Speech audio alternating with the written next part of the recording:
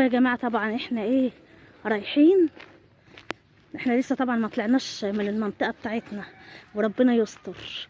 خايفه لحسن ايه، لحسن ما اعرفش اشوف ماسيو تاني بجد والله العظيم.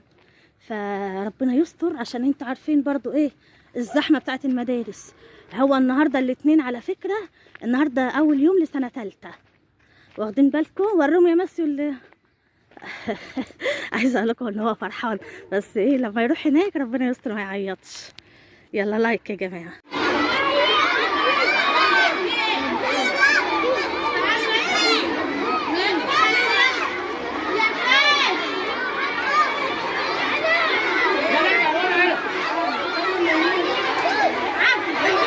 عايزه اقول لكم مدعكه مدعكه.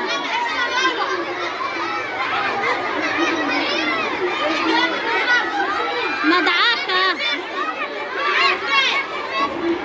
ماسيو.